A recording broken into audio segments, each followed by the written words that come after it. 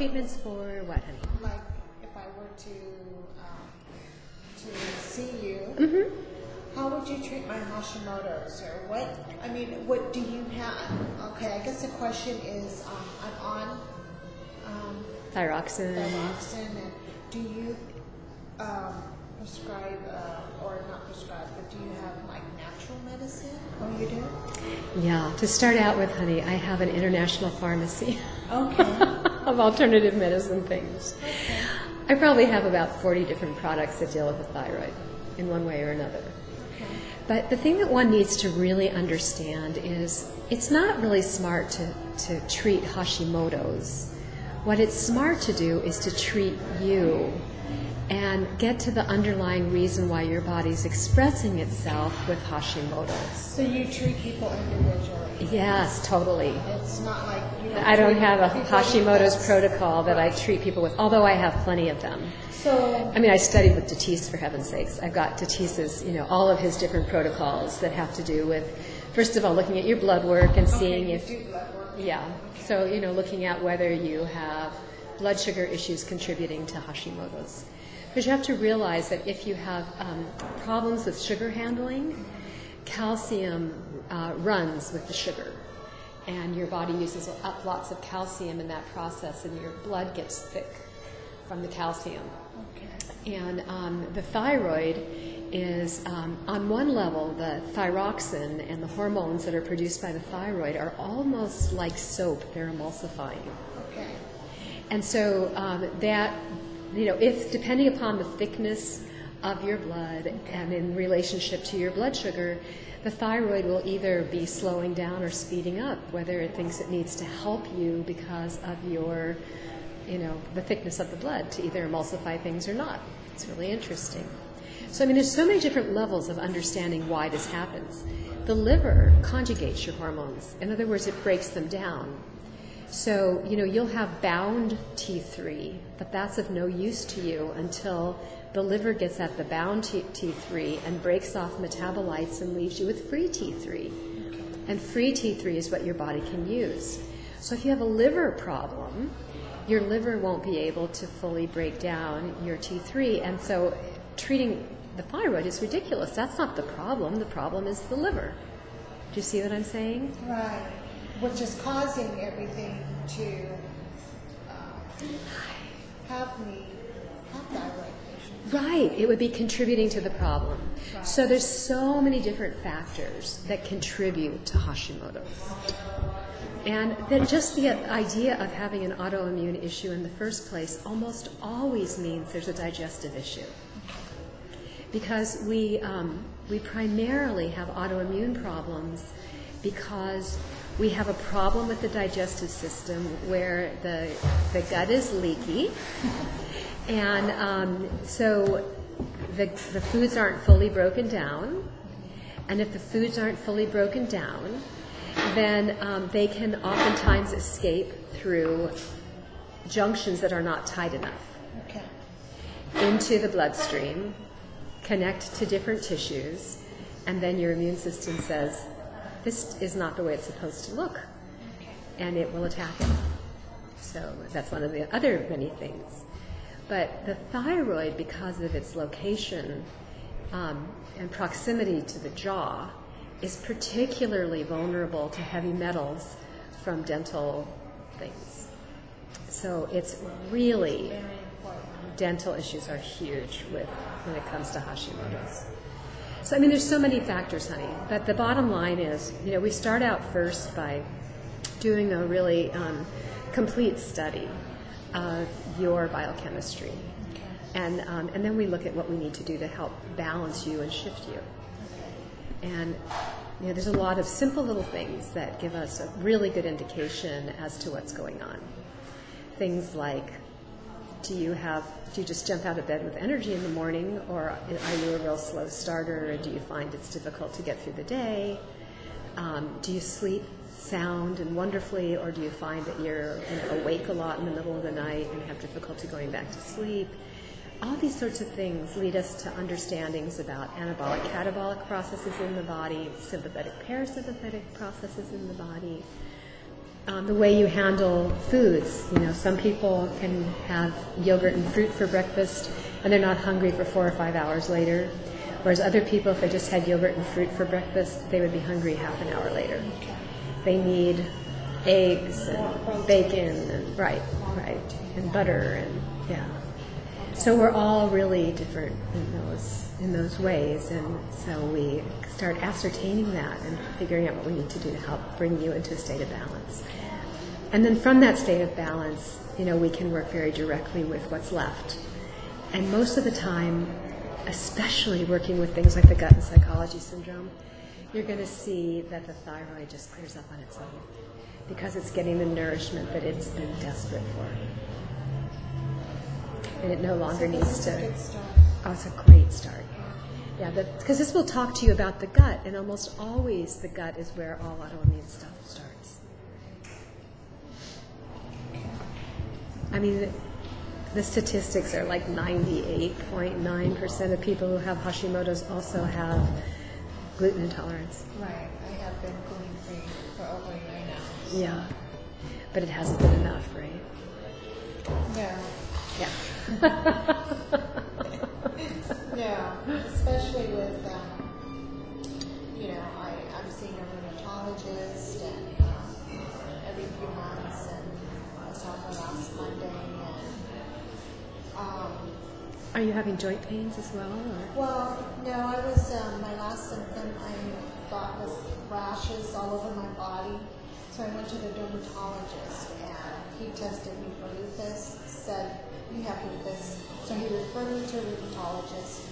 She did the full extensive panel.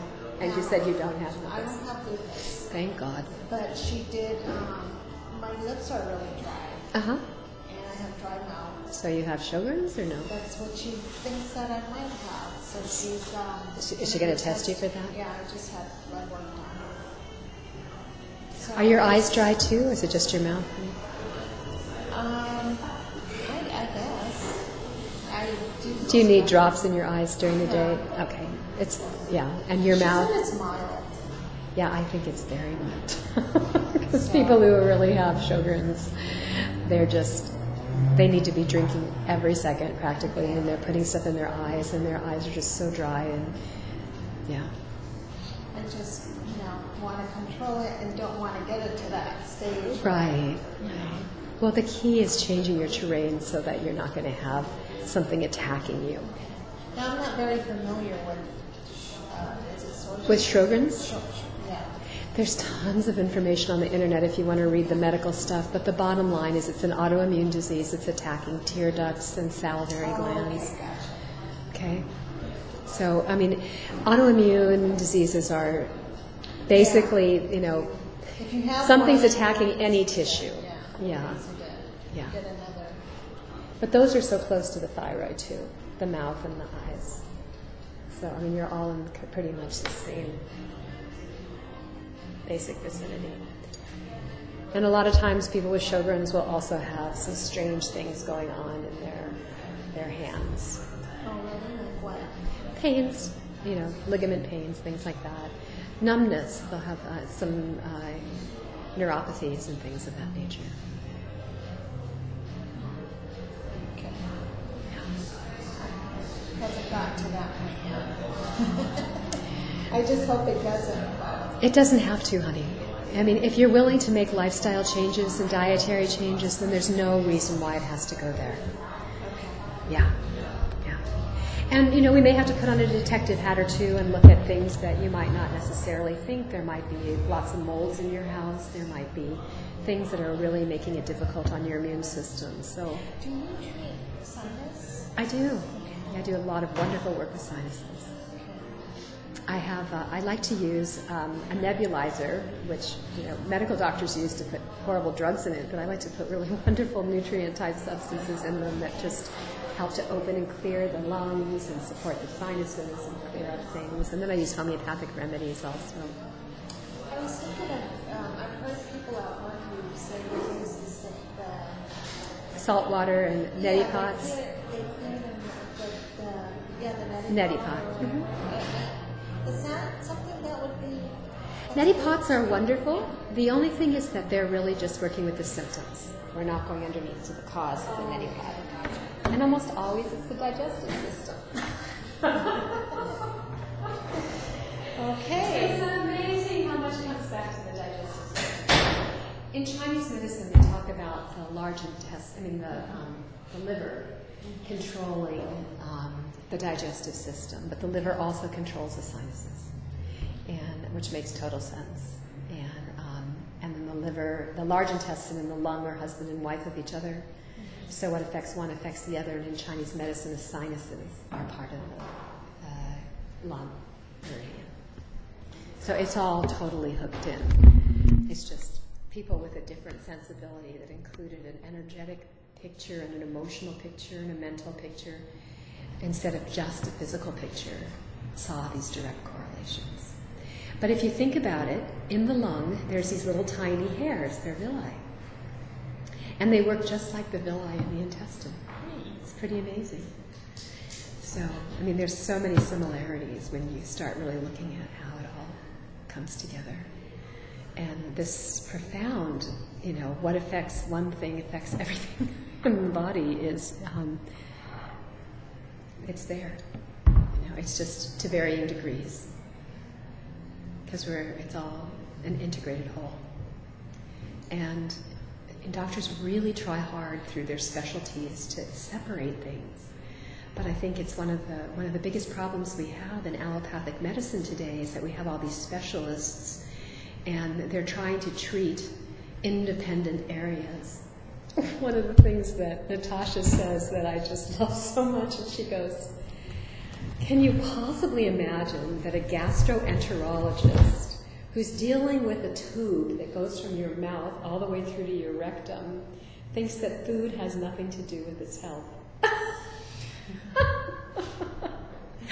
It's amazing, but that's actually the gastroenterologist's primary way of functioning with all this when they're traditional, allopathic doctors. That wasn't the case in like the 1930s. In fact, one of the primary medical doctors who had fabulous results with Crohn's disease and diverticulitis and just many, many, many colon-oriented diseases, he developed something called the specific carbohydrate diet, which took all the carbs out of the diet. And that was the foundation of this. And but he was a gastroenterologist. But once the drugs started happening, then the diet ideas were just thrown out the window, and people just thought they could handle everything by dealing with symptoms rather than having a healthy body that doesn't need those symptoms to express itself.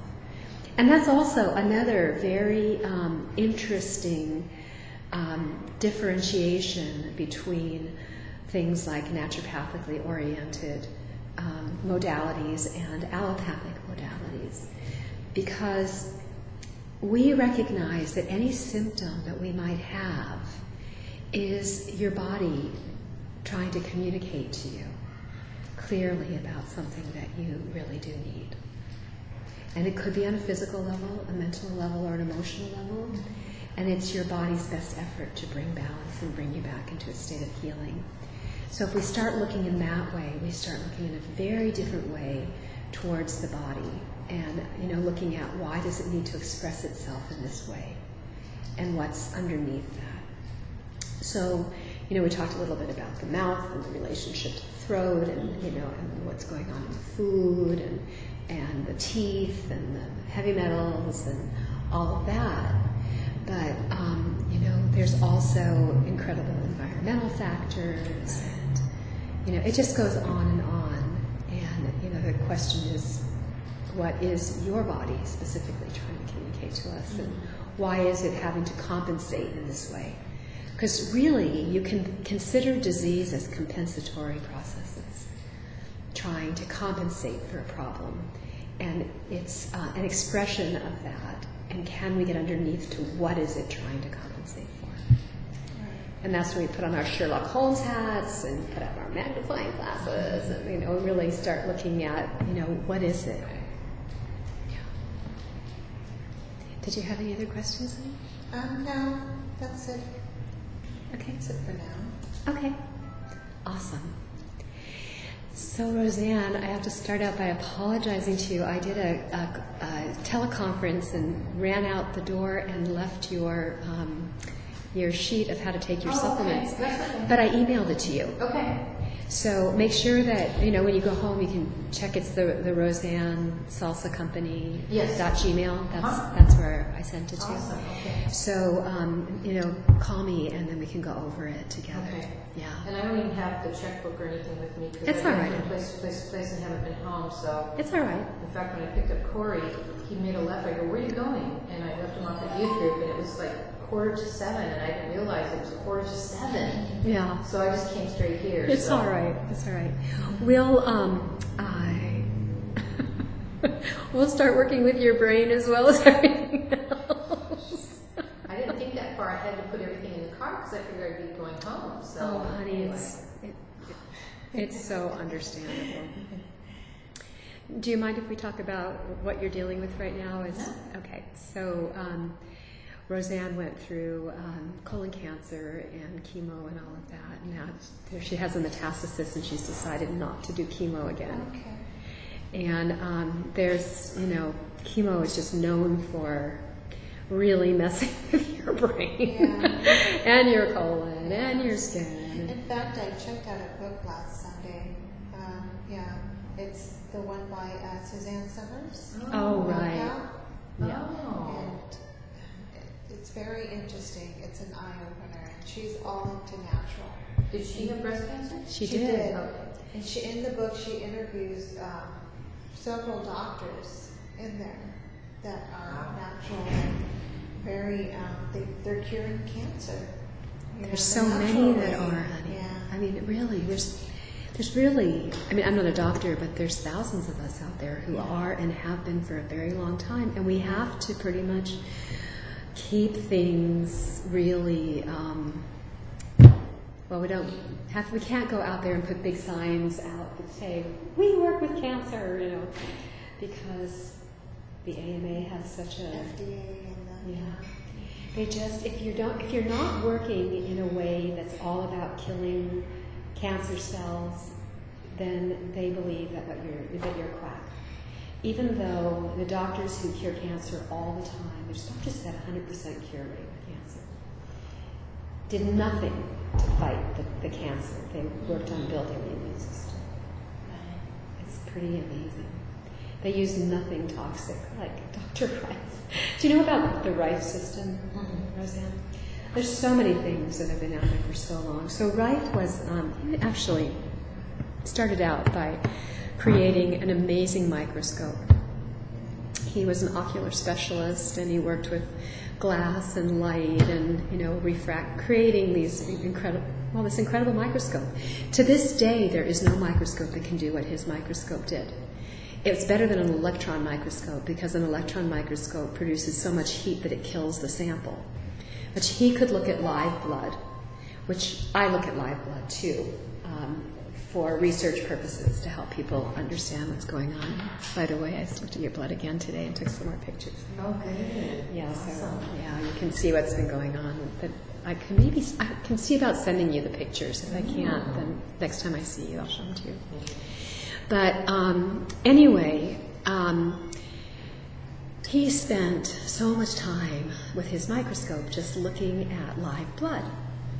And there was this really interesting phenomena that happened. He not only looked at blood, he looked at all sorts of things, and he had a cancer tumor cell series on his, and he was looking at it under his microscope, and this sound happened, and he watched the tumor cells explode.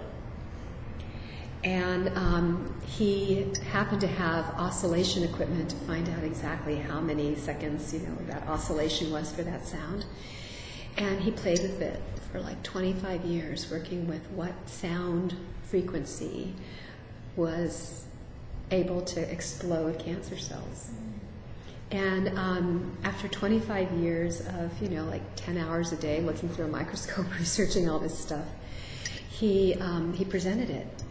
And he had already been recognized as this amazing doctor who created this incredible microscope that was going to take science forward to such an incredible level. And he was written up in all these medical journals because of the microscope, and on and on and on. So he said, please, give me 3 patients. No, I think they did 6. Give me 6 patients that you feel have no hope, that you can't do anything else for. And I'd like to see how they respond to this treatment. And of course they said yes, because he was so prominent. And within a very short period of time, 3 of them were in complete remission, and it took another few weeks when the other 3 were in complete remission. And these were people that were on their deathbeds. And shortly afterwards, they went to work at destroying everything he had ever done. They destroyed his microscopes. They tried to destroy him. They took all of his equipment for creating these frequencies and destroyed them. And there was one microscope that managed to be, hidden well enough and protected and made it through. And it's actually in Sherman Oaks. And a lot of people have made Rife frequency equipment, and I have Rife frequency equipment. So he used a different type of bulb than I have. I have a, what is it called? A plasma cell tube. But mine is not only Rife, mine is for frequency period. So this is bringing together a lot of work from beyond the Iron Curtain, from Russia, from Romania, and whatever. So with Rife's work, he was always looking. He said that the cancer cell was a virus, and he looked for a way to kill that virus with frequency. And what the Russians are doing now, and the Lithuanians and the Romanians and all these different folks, is they're looking for frequencies that support healing. And many doctors have done that. I have other types of equipment that are designed for giving, specific frequencies that promote healing. And of course, we have thyroid programs too. But anyway, I've been part of that research project for a number of years, where they're constantly updating and giving us new frequencies. And for whatever reason, since I've been in California, I haven't turned that equipment on, but I have it, and I actually have not really been working with many people who are ready to do really make a commitment to full-blown alternative treatment with cancer. So you are now, Roseanne, so I will turn it on for you, awesome. And we'll have fun with it. And I think I can also, I have to go looking for it, but I have a small little version where you can actually take one home with an LED light and directly shine it on the tissues that are a problem for you. I just need to figure out where it is. I found part of it, but I didn't find the whole thing. So I've got more boxes to go through in the annex, but we're slowly. I think I've gotten through a third of them. So, yeah. I think I shared with you yesterday that in one of the books I've been reading, I just got another book. It's called Beating Cancer with Nutrition, and the man's name is Philip Quillen, and he's got a PhD, he's got a CNS, and then an RN, which I think stands for Registered Nutrition. An RN is a registered nurse, honey. And then a CN, he's got a C and clinical nutritionist. CN or something like that. Anyway. And maybe it was in another book called The Green Machine, but anyway, nonetheless, I was reading a little bit of the book, and it said that the hospitals that first started here in the U.S. were homeopathic. Oh, yeah? Hospitals. Yeah. Up until about 90 years ago, most hospitals in the United States were homeopathic hospitals. Right? Wow. Yeah. Yeah. Oh my gosh. It was the AMA just had the power. See, homeopaths are free thinkers. Right. And so they don't very well form into little organized groups that have to follow rules and regulations. Right. And within homeopaths, there's so many different varieties of homeopaths who are doing homeopathy in different ways. Like I'm doing a form of homeopathy called LM1, work, and there's maybe only 100 people in the United States that do LMs as a primary homeopathic practice. Most people are doing the early work of Hanuman. The LM work was his work before he died, and Hanuman was the person who developed homeopathy. Oh. So the last 25 years of his life was devoted to his LM work instead of doing more physical doses of homeopathics that tend to cause aggravations. He said there's got to be a way to do this where we don't get aggravations, and it's so gentle and so subtle and so beautiful that you have to remind your patient that they had a problem before. And it's true. You know, it's really amazing how powerful this form of homeopathy is. So I've been doing it for quite a while, and I consider it the magic part of my practice. But it's magic for acute problems. You know, like kind of if you were to get a burn, I could give you a remedy in about 15 minutes, the pain would be gone. Right. You know, so for acute problems, it's very quick. For chronic problems, it can take months. But still, it's non-toxic, and it's educating and teaching your body how to deal with the problem rather than using some kind of a toxic thing that's just suppressing it.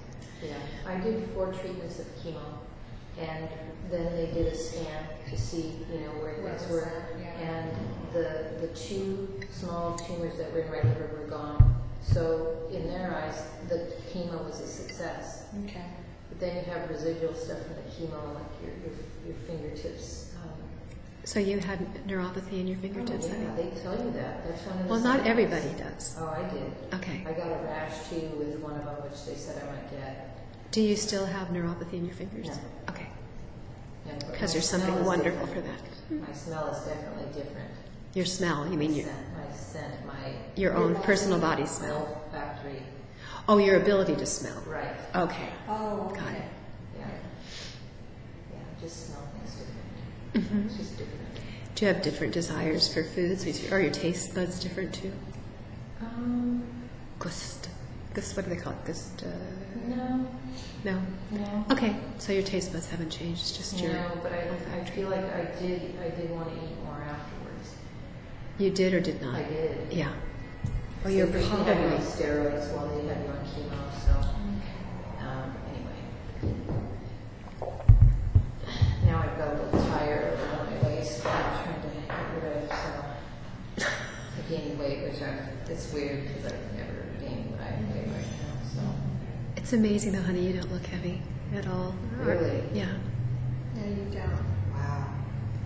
You really don't. I was so surprised when you told me how much you weighed because I didn't see it. Well, I know we're hard on ourselves. We are, but I mean, I would like to get in my other pants that I used to fit in because I weighed the same for so many years that, you know, I mean, Yeah. it was just, I mean, I went up or down a pound or 2, but nothing like this. Right. But when I was at the peak of my illness, I was down to 106, and I wasn't trying to be that low in my weight, but I had celiac, which was first diagnosed. Started with a naturopath. They sent me to an endocrinologist. Endocrinologist sent me to the GI doctor, and then they did a scope this way and found celiac. And went through the other way and found that I had this cluster of polyps in my colon. And I really felt at the time that I shouldn't do the surgery, so I didn't. So the naturopath I was working with at the time, we were trying to get rid of the polyps. Right. And so, you know, 2 years later, they turned to cancer, which the GI doctor was so upset with me that I wasn't going to do the surgery when he diagnosed me. You really need this. It could turn to cancer and then spread to your liver. He told me that. Yeah. So I knew that, but I really felt at the time that I wanted to just give my body a chance to clear things out. So I went vegan, and I was really strict with that for about 5 months. Then I got to add fish and eggs to my diet, which I thought I died and went to heaven. And then you're a carnivore, and then you go vegan, which I wasn't, you know, I didn't want to go vegan, but I just wanted to be able to get my body healed. So anyway, the polyps did end up turning cancer, and then they spread to my liver and some lymph nodes. So I had to have surgery because I had what they call intussusception, where the bowel is like a tube, but part of the tube started going inside of itself because it thought that the polyps were poop. So it was trying to get it to move it out, but it didn't happen. It got stuck in there. So then I took my ascending colon out, which is the part that goes up. It connects at your small intestine, at that spot right there. That's where the big clump of polyps were. So they took that out and a little bit of the transverse, which goes across. So then they just rehooked up the small intestine up to the part that goes across. And then they told me I was going to have chemo, and I was thinking, I'm not having chemo. Yeah. And then I don't know if I had met you. I think I did meet you right after. And I was so upset. Yeah, and anyway, it's so weird because when you go to the doctor, they really make you fear that their way is the right way. Their way is the only way. Their choices. And then I have her, and I'm convinced that it's the right thing to do. Right. And then I go see them, and then I got my husband saying, well, we have insurance, and the insurance pays for, the doctor, the chemo stuff. So anyway, I decided to do it. I mean, my sister was just livid with me if I would have gone natural. My sister was so mad at me. There were some other people mad at me too. But I did do the chemo. I did 4 treatments, and it was horrid. I cannot believe that humans go through that. I'm serious. It is the most horrible thing you can do to yourself. I hated it. Plus, in my mind, I didn't want to do it anyway, so I was already against it. Yeah. But I did it anyway. I had 4 treatments, and it was just horrible. So, Now, is chemo the one where you lose your hair?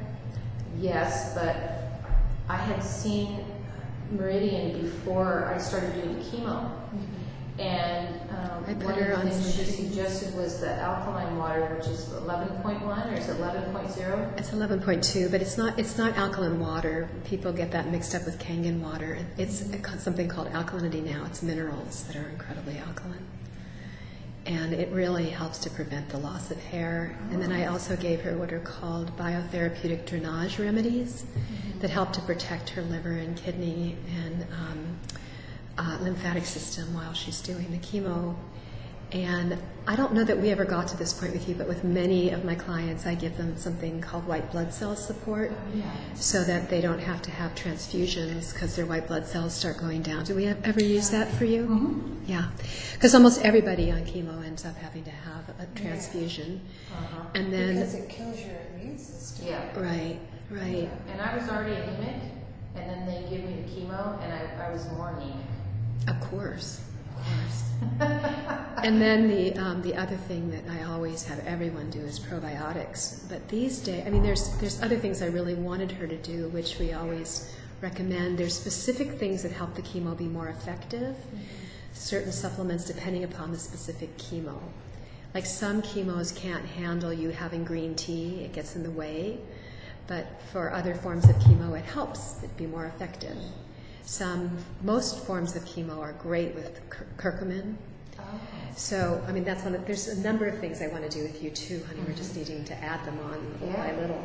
Curcumin is one of the major ones. I've read a lot about that. Yeah, and I have an incredible liposomal form that goes directly into the bloodstream, and it's delicious. And the same with resveratrol. That's another one that they talk about as being incredibly beneficial. And of course, glutathione and alpha-lipoic acid and N-acetyl carnitine. They usually like the R form of lipoic acid. So there's all these different specific things. And honestly, I know it's a real pain, but it really helps to just say, I don't care, and just take 20 or 30 things and do it, because you'll be, getting all this nutrition that you need and all this support. And the majority of what I'm using is all foodstuffs. So it's not like we're using all kinds of chemicals. We're talking about curcumin, right? Curcumin is turmeric. We're talking about green tea. Those are phenols from the green tea. I have someone sending me a very special mushroom extract for you that is not very well known, but has incredible results for liver cancer. And I sent you the information about urea. I mean, urea itself has been incredible for liver cancer, especially when more than a third of the tissue, well, less than a third of the tissue has cancer. that you have at least 2/3 of healthy tissue so that you can rebuild. Because the liver rebuilds itself very quickly. It just needs the right things to do it. So, I mean, we need to go to town with things like the glutathione, and I have that in a liposomal form, and I have it in a suppository, so it goes directly into the bloodstream. Wow. Usually, you can't digest it if you take it orally because it's broken down by stomach acid. Oh. But if you use a suppository or a liposomal form, it goes directly into the bloodstream. Wow. And of course, the suppository makes a lot of sense when you're dealing with liver issues because it's right there. So, you know, I just have so many exciting things to use for you. That's great. Yeah. It's so encouraging. Yeah. My mom, I'm pretty convinced that my mom had celiac because she had intestinal issues for years. Is that celiac disease? Yeah. Is that, okay. It's where you have to be gluten-free, right? Yeah. Okay. It's funky, but It's an autoimmune disease, though, where you're It literally is. having It is. your colon attacked It is. by the gluten creates protein. Yeah, the protein in the gluten. Yeah, I've been gluten-free for over a year now. Oh, have you really? Yeah, because when I was doing my research on Hashimoto's, I have Hashimoto's. They say Almost everyone with gluten-free, Hashimoto's you should be has gluten gluten-free intolerance. if you have any type of autoimmune disease. So, Yeah. even though I didn't have any of the symptoms, I mean, you know, I had the bloating and but Bloating since is a I've been symptom, though. gluten-free, yeah, I didn't know. But since I've been gluten-free, I don't have the bloating anymore. Yeah, me too. Yeah. Me too. I don't have bloating anymore. Yeah. So it's wonderful. There's just so much that we can do now, you know. And I called and left a message for Darcy, but I just left a message for her. I don't know if she got it or not. Oh, I'm sure she got it. Did you call a home phone? Do you know? I don't know. 487 number? Do you call? I think that's the number I have for her. Okay. I think I only have one number. So anyway, I left a message for her. Darcy is a very good friend of mine, and she just got diagnosed with breast cancer 2 weeks ago. They did a biopsy, and they told her she had cancer, and then they wanted to do another biopsy last Friday, and then told her at that time that they wanted to start chemo on Monday. So I talked to her, I don't know, and I just begged her. I begged her to please not do it, to see Meridian. And Meridian had already spoken with her another time, but I'm telling you, when you go to the oncologist, they Scare put you to fear death. in you that is a negative fear that makes you believe that their way is the only way, or you're going to die. Right. You only have this percent, or else you'll die. If you don't. And my oncologist, when I was talking to him about doing natural, my son was with me, okay, and the oncologist raised his voice at me. Oh my gosh. He was angry because he said, "You show me the tests. You show me that. Show me what tests they've done to prove that what they do is working." They can't prove that what they're doing is working at all. All they can They've show shown is... they've shown me none of my scans. None. I have seen my reports from my scans, but I have not seen my scans. They're of my body. Right, and they won't show it to And you. I haven't seen him. I haven't asked to see him. I know the UCLA doctor will let me see him because he asked me if I wanted to see him on the computer screen. But they have like a piece of $20,000 equipment across the street that they can see it way better. So anyway, I did get referred to UCLA, but you know, again, they're medical doctors, Right. and he's a They're surgeon, conventional, so yeah. you know. And I talked to him about natural, and they get maybe a semester of nutrition when they're in medical school, and they're not studying what these people are studying, Right. and they can't not tell you to do it, but they certainly do not encourage you to go that route and to do some research. Or none of them have even said, do some research on what you have, and you know, if you feel like there's another way, we'll work with you. Right. They did let me be on some homeopathic while I was going through chemo. Okay. So, You know, it's so crazy, honey, because literally, I mean, that book that I showed you, that book is referenced with study after study after study after study of evidence-based medicine, looking at actual cases of cancer where people or rats or whatever they were working with, they did double-blind placebo studies. They showed that, when people did certain things, took certain, nutrients, that it helped to make the chemo more effective by certain percentages. I mean, they even had the percentages. Or it was detrimental for the chemo.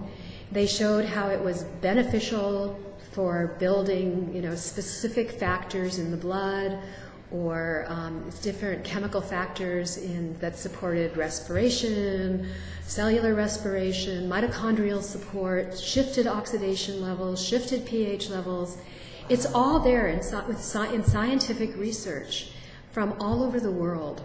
And a lot of this has been done in Germany and in Austria and in places like Belgium, where they are really known for their incredible meticulousness in their work that they do, far more than we are in the United States. Mm-hmm. Mm-hmm. These are full-blown medical studies, and that book that I showed you, he's even looking at specific chemos, listing almost every chemo that has been used up until the date of that book, and what things, if you're doing natural therapies, you should not do while you're doing those therapies, and what things you should do for sure while you are doing those therapies. And if you get if you have problems with losing your appetite, what to do with that specific chemo. If you start having neuropathy, what to do about that with that specific chemo. I have all that data. It's been done. It's not like it hasn't been done. These doctors have just never seen it. Mm-hmm. So it's not like we're just throwing darts at it, or reading about some folkloric thing that helps somebody. Well, they told me too, you better not go down to Mexico. They told me that. He told my oncologist here told me that, because what they're doing doesn't work. He said that. It's such nonsense. So, I have a friend who has an amazing clinic in Mexico, and he's doing some of the most cutting-edge work from all around the world. He has some of the most incredible hyperthermia equipment that can, totally direct the heat into specific parts of the body where the tumors are, and it's known information. You get that tumor up to over 105 degrees, and it starts to disintegrate. Oh my gosh. And there's certain foods that you eat, they found, before they used to use chemicals, but now they're using foods that they found, like specific particulates from algae. They have you eat it, and it has an affinity for the tumor, so it helps to even identify where the tumor is even more for the heat work. They're doing something called insulin-potentiated chemo, because cancer cells love sugar, so the insulin, if you combine the chemo with the insulin and use mostly insulin in a smaller part of chemo, the chemo will be directed right where the insulin wants to go, which is where the high sugar levels are, which is where the tumor is. And you can use much tinier amounts of chemo and get the job done much more effectively. There's all this research that's been done in the more allopathic mode of fighting the tumor. Those are all fighting tumor types of treatments, right? That's not strengthening the immune system of the person. That's directly chemotoxic, going after the specific cells and trying to kill those specific cells. There's so many natural, much more, they're not only natural, certainly insulin-potentiated chemo is not natural, but it is so much less harmful. People don't lose their hair. People don't have horrible side effects with insulin-potentiated chemo. And there's incredible studies proving its efficacy for specific forms of cancer, not all forms of cancer. We have to understand that we have solid tumors and we have soft tumors, and they respond very differently, and they need very different types of support. Some of our cancers are more catabolic, some are more anabolic. The work of Dr. Ravici, who's lived to 101 years old, he was still doing house calls at 100 years old. He worked out of hospitals in New York City. He was thrown in jail over and over and over again, and all he did was natural treatments that he figured out himself that had to do with how to strengthen and balance that cell membrane. And certain types of catabolic people needed the opposite of anabolic people. So, it goes on and on like that. I've studied hundreds of these kinds of people and their work over the last 40 years because I'm fascinated by it. And I mean, having had colon cancer myself, I find the whole area, really poignant for me directly as well as for others. But, I'm just thinking, how can these doctors call themselves scientists when they put on their blinders to a whole area of science just because it's oriented more directly towards strengthening the human body rather than killing a tumor, rather than killing you, because they're not only poisoning the tumor, but they're poisoning more of you than the tumor. So that's the biggest problem, is that we're weakening and weakening a system that could fight this if it were supported properly, and if we went underneath to understand the cause. And emotions are a very big part of that cause, and we just, medical doctors don't even begin to look at that aspect of things. So it's so important to look at the bigger picture, look at the whole person, not just call you a cancer patient. You're a human being that might have cancer cells that are rampant enough to have formed a tumor. But I think all of us have cancer cells all the time. The question is, to what degree are our immune systems able to deal with the issue? And there are very cogent discussions about how just the process of being born is a process of cancer. That when the zygote needs to implant itself into the uterus, it releases specific chemicals that are cancerous that eat away at the uterus so that the cells can implant. And then they say that the new zygote, one of the first things it develops is a pancreas. And it will release pancreatic enzymes that kill the cancer cells. And the mother herself produces more pancreatic enzymes during that particular time of implantation, which kills those cancer cells once the zygote is firmly implanted. So it's a natural part of our lives, and we've turned this whole thing into this horrendous thing that's created a multi-billion-dollar, hundreds of billion-dollar industry for medical doctors. And I am not saying that there isn't a place, particularly for the imaging. And in certain instances there are, heroic type treatments for cancer. And certainly there are heroic treatments for many different types of issues that, medicine as we know it in the United States right now is very, very helpful for it. I mean, if I have a broken bone, Of course. I'm going to go get it set. Yes. And then I'm going to take homeopathic remedies so that the bone heals in a week or two instead of 6.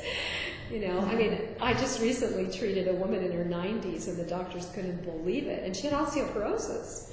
But, she broke, that's why she broke a bone. She fell and she, broke her arm. And within a couple of weeks, it was clear that her arm was fully healed because we used a homeopathic remedy called symphytum. And a few other things that really nourished that. I used, I had her making bone broths every day. So she had all the nutrients for building new bone. And, I had her using something called microcrystalline apatite, which is a form of calcium that comes from lamb's bone. And, just things that really supported her body in being able to rebuild and replenish new bone. And then I see miracles, like with my son, who, when he was about 10 years old, I think, I always told him his body knew how to heal itself. And he believed me, and he did all kinds of miraculous things, but nothing as miraculous as this one, where, well, maybe a couple of others. But anyway, he fell on his bicycle. He's really a bicycle fanatic, and it turned out that he broke his leg in 3 places. And we took him to the hospital, and they immediately saw the major fracture. And I had already given him homeopathic remedies to reduce swelling and inflammation and all of that. And but they didn't know that, so they said, well, we don't want to cast you yet because we're afraid you're going to swell, and then we might have to take the cast off again. So they put on a partial cast, and they called me back the next day to say, we found 2 more hairline fractures. So we found 3 fractures. In the meantime, I told Shiloh that it was, the day before summer vacation, and if he had a cast on, he wasn't going to be able to go swimming. And I said, you might want to see what you can do about healing this for yourself, honey. And it was in the days when they had those big, clunky cell phones. Mm-hmm. And he called me. I just got one. I didn't even know how to really work it, but I did my best. And I just said, well, how are you doing? And he said, I'm doing good. And I said, well, honey, do you want to check your leg? And he goes, yeah, it's not hurting at all, Mom. And I said, well, just slowly, sit up and then put a little bit of weight on your foot and see how it feels. And it was like he was saying, oh, ye of little faith, Mom. He literally jumped with all of his weight onto his leg and ran around the house. Oh my He gosh. didn't have a broken bone anymore. Wow. And when I got home, I got the call about the 2 other fractures, and they said you should bring him in really soon so we can, Cast it. We didn't. We never went in. Oh my gosh. Wow. So the body has a tremendous potential for healing, and such a big part is what we think about things. So I left a long message for Darcy, and I said, honey, you've already made your decision. Now you need to really just put your heart behind the chemo and trust it. But at the same time, don't be silly. You're putting poisons into your body. You need to support your body in releasing those poisons. Your liver's going to need some extra help. You've already got issues with blood sugar. So your heart's going to need some help. We need to help balance that blood sugar. You need to understand what feeds cancer cells and what doesn't feed cancer cells and make it easier on yourself. So, let's talk about what we can do to help you through the chemo. Yeah, I called her this morning too, because I knew she was going to be really concerned about how I felt, because I begged her to not do the chemo, but she decided to do it. And I told her, you know what, I love you and you're my friend, and I support you, whatever decision you make. I'm not mad at you. She goes, oh, I'm so worried you're going to be disappointed. I go, it's not about me. This is not about me. This is about you. Right. So let's see how we can help you through this, So, and her husband's been really wonderful to her, so I'm so glad for that. Been very supportive there, he took 2 weeks off of work just to kind of be there with her, because her breast was swollen and her underarm was swollen already, so I think she was at a point where she said she had on her refrigerator, start juicing. This was in 07. She said it was dated in 07. Wow. Anyway. Yeah. Shoulda, coulda, woulda. Well, it could have been worse than not juicing if she was using vegetables that weren't organic. So, there's just there's so many different things. Well, I'm begging her now to not have the mastectomy because they want to lop off her breast. So I'm going to find that Ann Wigmore book. Have you ever read the Ann Wigmore book? Yeah, honey, Ann Wigmore's not effective anymore. It's just not enough. Okay. Yeah, don't go there with her. Okay. Ann Wigmore's telling her to be a pure vegan vegetarian, and that's one of the worst things you can do when you have cancer these days. Okay. You need to be strong enough. She needs grass-fed meat, and she needs to be able to make soups out of it. Okay. She needs to be able to get really incredible nutrition that isn't that she doesn't have to work hard to digest, because her digestive system is going to be really whacked. That's the first thing that goes with chemo. Yeah. That's why she needs the constant probiotics. And, if she'll do it, I have the whole treatment from Switzerland, from the different cancer clinics where they're working with the Sanum remedies that help to build from the very, very foundation, even before the probiotics, building the soil to put the probiotics into so that they can really grow. I was wondering about the celiac, and I don't know what the onset was of my celiac disease, and I was wondering if it repairs itself, if it It coming can, back? honey, by doing the gut and psychology syndrome diet. It definitely can, and no doctors say that it can. Okay. No medical doctors do. In fact, most naturopaths say it's impossible as well. But Natasha's seen it over and over again. But you have to really be on top of rebuilding your gut, your whole intestinal flora and everything else. And then if you do start eating foods that are that have gluten in them, you need to know how to prepare them the way our ancestors did, which is not what we did. You know, I mean, they actually did cut off the bran, because the bran is like a, it's almost like, it's where the mineral is.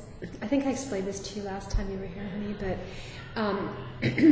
when the plant absorbs minerals from the soil, it goes up the stalk and then it ends up on the outside of the seed.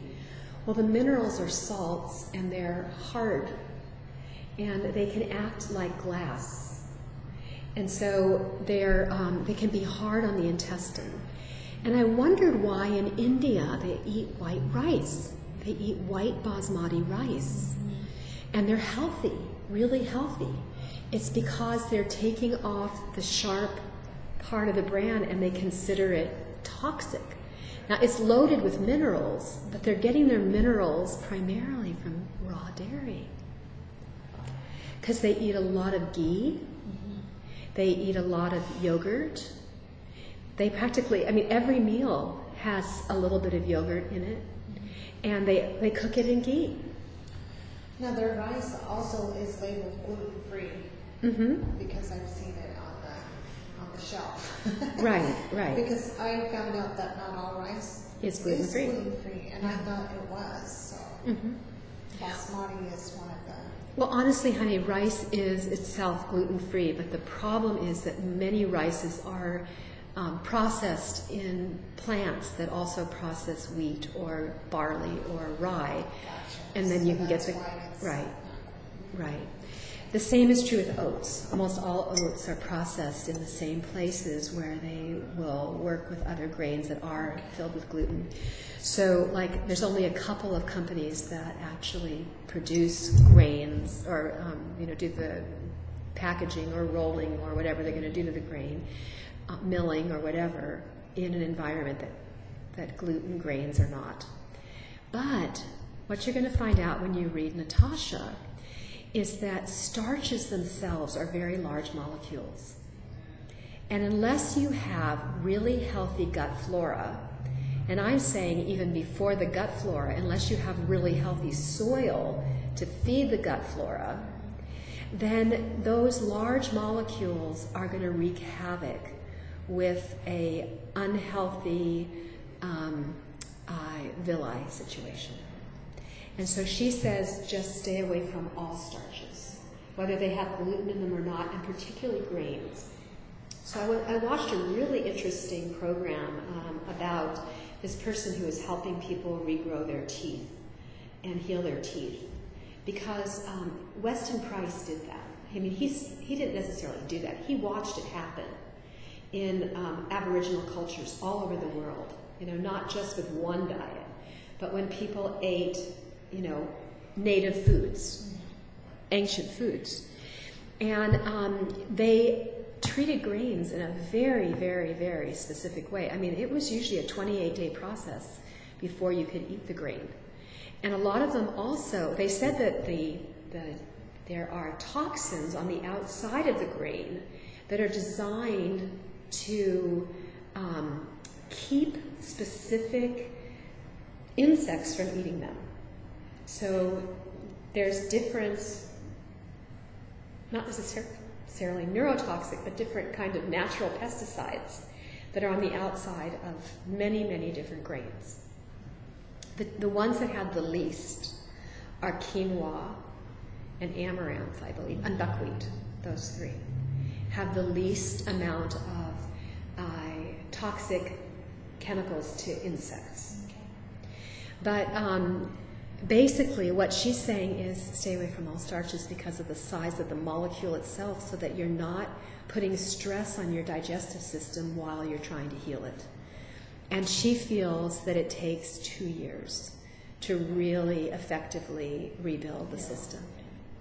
So, I don't know. I mean, I guess maybe because I've been doing this for so many years and trying to heal my digestive system for so long, that I just said, okay, I'm willing to go there. And I've just read so much material about how the agribusiness machine has basically lied and lied and lied to us so that they could make billions of dollars, and they, without any sense of responsibility about the nutritional value of foods and what it's doing to the United States. I may have mentioned this before, but I'm so shocked by it when I first started reading this material, because I really believed for the longest time that a vegan diet, that a low-fat diet, that a raw food diet was the healthiest thing that a person could do, as I was deteriorating more and more and more, to the point where I ended up with colon cancer from it. You know, I mean, I have tremendous discipline, and I did 7 years of raw food and 2 of being a fruitarian, and I did 21-day water fasts 4 times a year. And I damn near destroyed my endocrine system. My body went into total overload and fear of famine, so that I ended up 200 pounds, eating practically nothing. And you know, it took me 17 years to be able to get to just this weight, let alone being slender. I mean, most people are amazed I'm not just a wisp of a person because of the way that I eat. But my body is on, you know, that's what the body does. It's about survival. So when you understand, you know, the mechanism of the body, your Hashimoto's, you know, is a survival mechanism. We just need to understand exactly why and how your body's trying to preserve life with you through the Hashimoto's. You see? And the same is true with any cancer, ultimately, as well. So, you know, it's quite an amazing process when we shift the paradigm from our body trying to hurt us to our body trying to help us. I mean, even the idea of autoimmune should be changed to appropriate immune. Because basically what's happening is your body is saying, look, what you're putting into me is the wrong thing. I need, you know, I'm doing the best I can given the fact that you're putting stuff into me that is leaking out through my villi. You know, we need to look at what we can eat. How we can support those villi and being stronger and healthier. So it's a whole different way of thinking about things. So we've been told forever, right, that we should not be eating animal fat, that it's toxic, that it's bad for us, that it causes heart disease. Well, up until about the end of the 1800s, maybe into like 1920, there were so few heart attacks that if one happened, doctors would come from hundreds of miles around to explore it. There was no vegetable oils available at that time. None. All you could eat, fat-wise, was butter and lard and chicken fat and beef tallow and duck fat and goose fat and animal fats. That's what people ate. They all ate it. And that was widely available. Vegetable oils were not. In India, they figured out how to make vegetable oils a long time ago, but their primary oil was ghee. It was much easier to make.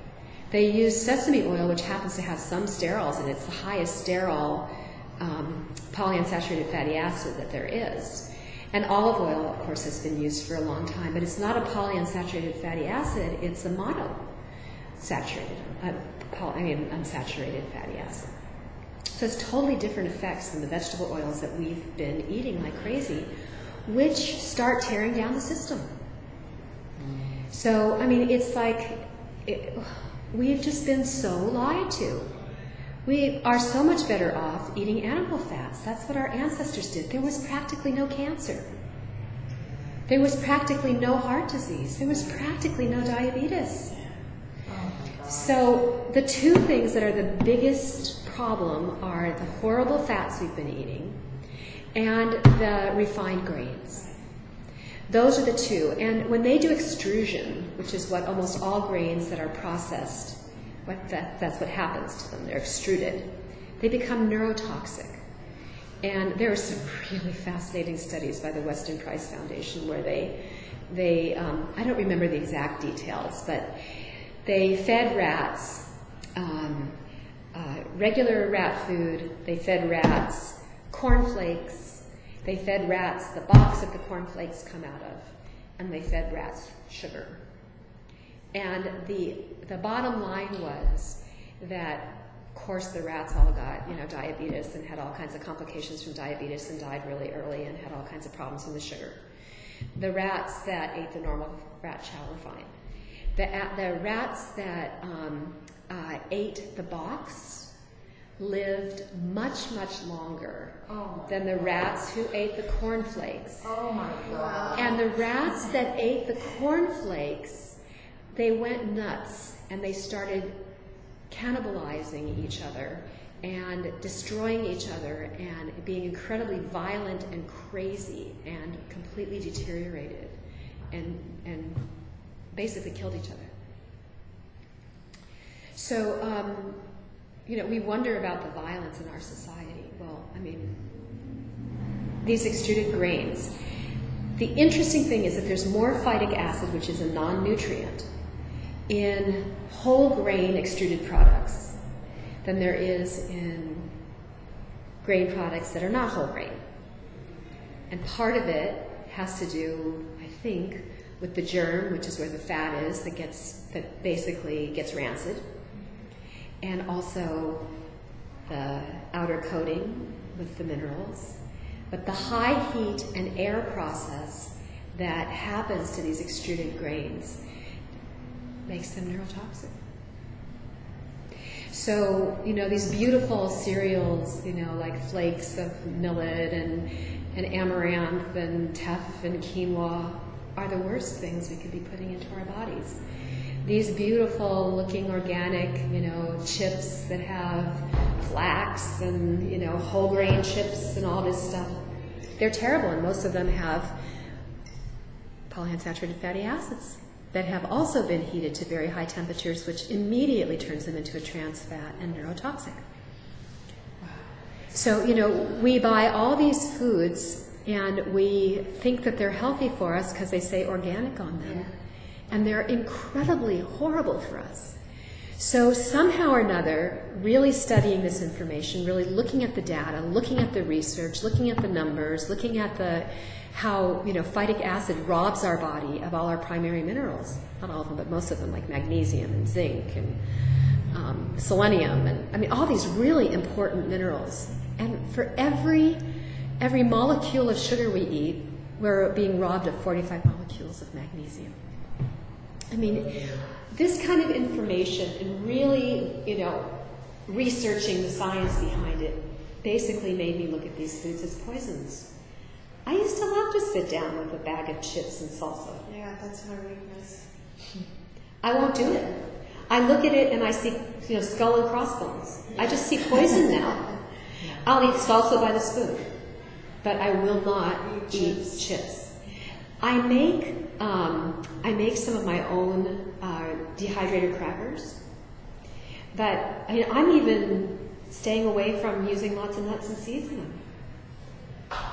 because I don't want to overheat them. Yeah. So, and me personally, I've discovered with my body imbalances, I do better with sterols and polyunsaturated fatty acids, which are the primary fats in nuts, so I don't eat nuts anymore. I make them for Jonathan all the time because he does well with them. And he loves them, so I soak nuts for 3 days and, use Celtic sea salt and then dehydrate them in the dehydrator and do the Nourishing Traditions nut thing, but I'm not eating them. I eat a little bit of pumpkin seeds because they're really high in phosphorus and I'm low in phosphorus. But, we can really actually use our foods as medicine if we start to understand these sorts of things. So I do a lot of that too with people and show you what foods really make a huge difference. And that's one of the things that Natasha's fabulous about. She really talks about how to support your production of hydrochloric acid and how to support your bile flow and things like that with natural things. And does your race, your background, does that have anything to do with how you eat? Absolutely. What your body can handle and what someone else really can't handle? Yeah, I mean, for instance, honey, if you were an Eskimo, you know, you're going to need the most high purine diet on the planet. You know, Eskimos eat bear fat. Most of us would die. We can't break it down. They eat, you know, whale fat. They eat it raw. You know, they eat the fattiest food on the planet. But look at them. They're in freezing cold environments. They need that fat to be able to produce heat. And they do incredibly well, and they have, like, if the actual Inuits have no heart disease, no osteoporosis, no cancer. Really? And they're eating food that, you know, the Diabetes Association, the Heart Disease Association says will kill us. They also do something that's really unusual, and that is, and they've found that this is one of the healthiest things they can do. They'll take their meat and their fish and they'll put it in a hole, and they'll put it in there raw, and they'll wait till it really rots, and then they'll eat it. And the kids look forward to that. It's like this big, incredible holiday when they do it. And so many people have been cured of cancer doing that. They call it high meat, and there's an individual who lives in Malibu, Agnes van der Planets, who has a whole website called, I forget, I'll have to remember it for you, but We Want to Live.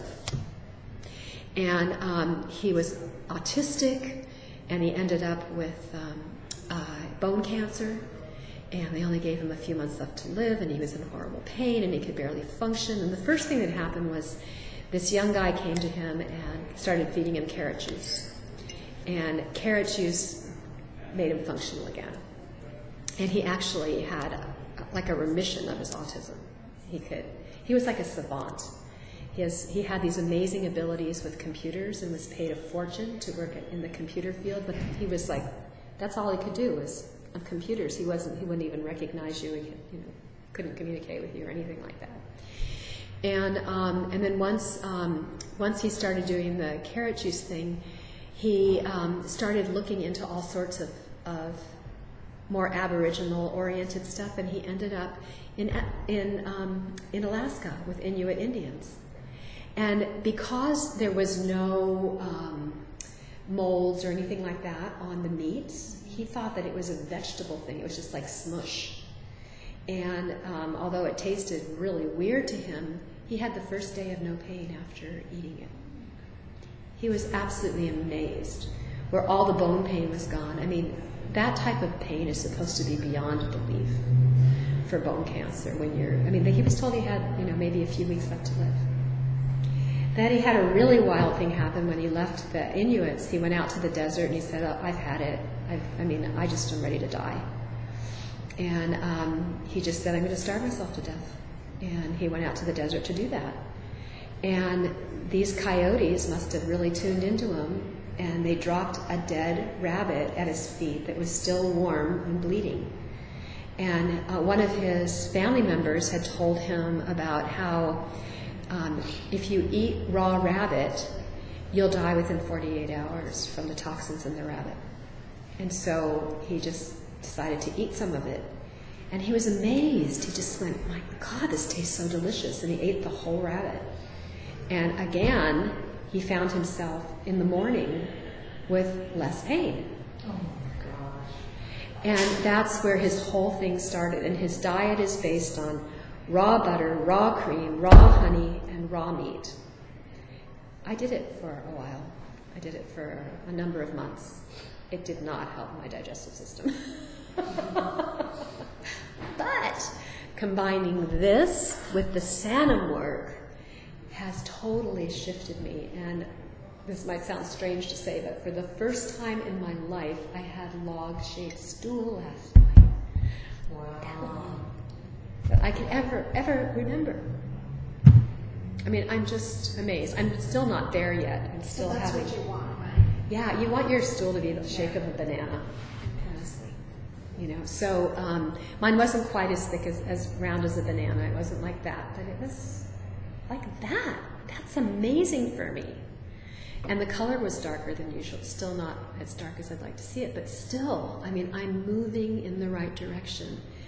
I've been working on my bowels, doing, you know, I spent time with Ann Wigmore in 1970 at Hippocrates Health Institute in Boston. I spent a whole summer, you know, basically volunteering there, working with her and doing their whole program and teaching people how to do the juicing and teaching people how to make all of her different recipes and sauerkraut and all the rest of that stuff.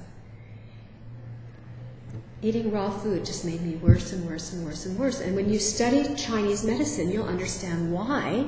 Because we have issues that have to do with dampness and coldness and heat and dryness. Mm-hmm. And somebody who has diarrhea and loose stool is somebody who has an over-damp problem, an over-wet problem. They call it damp spleen.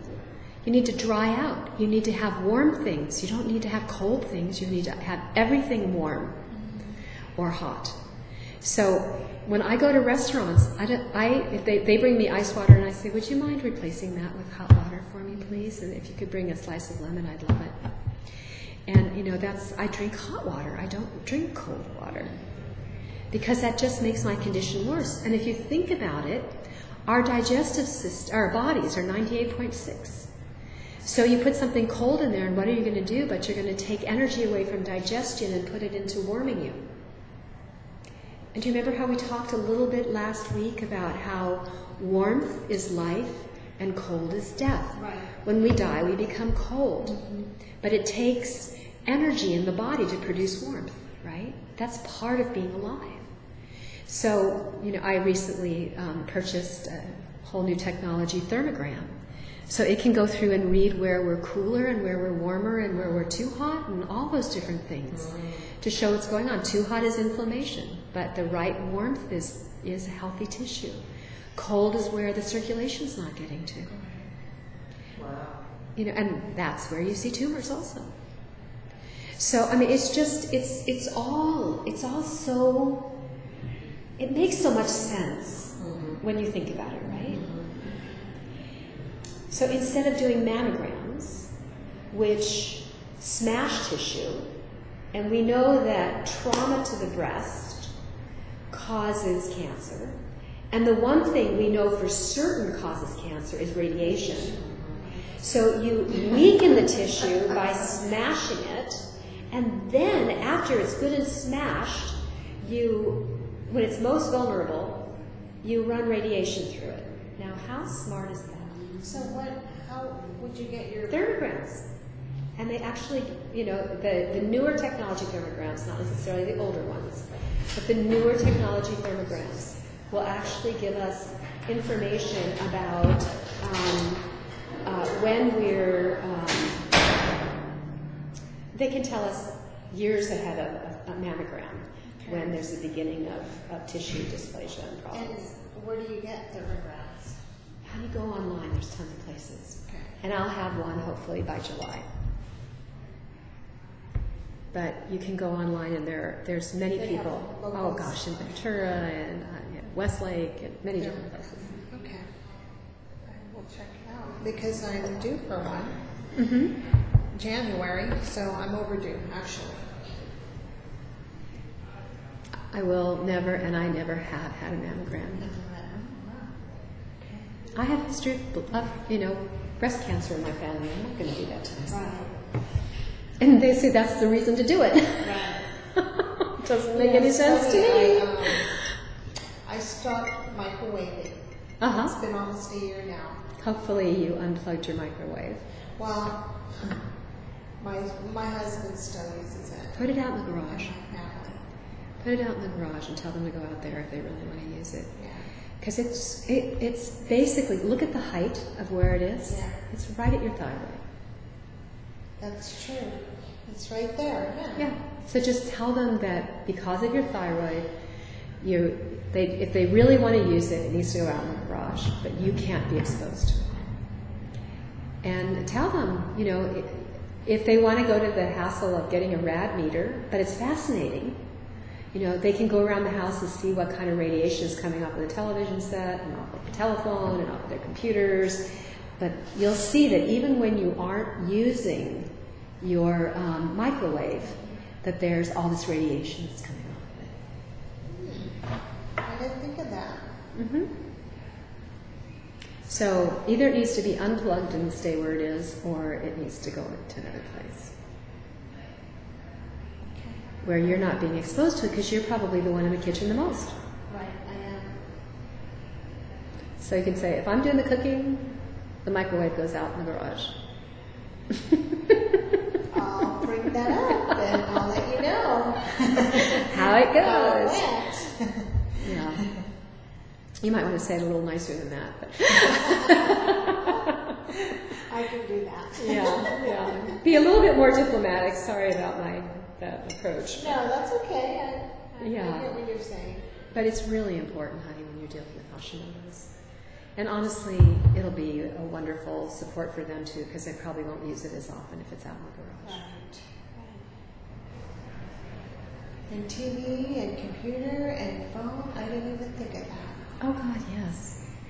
And in the bedroom, one of the most important things, because you need to heal yourself at night when you're sleeping. Not to have the TV.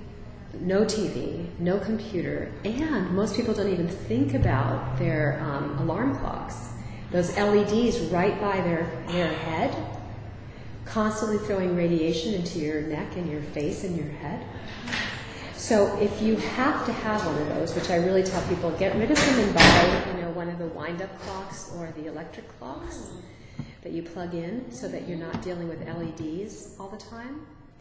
But by getting rid of that alarm clock, then you're no longer getting this radiation right into your head, and your body has more of an opportunity to go into the parasympathetic mode and the anabolic mode, which it needs when you're sleeping to rebuild and heal and balance you, give you the strength to fight.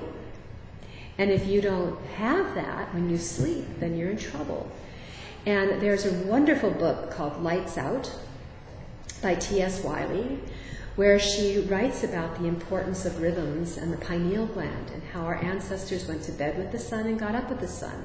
So it's not just eating the foods of our ancestors, but it's living more of a lifestyle closer to our ancestors. Obviously, this is not a smart thing to be out in the dark and being under fluorescent tube lights.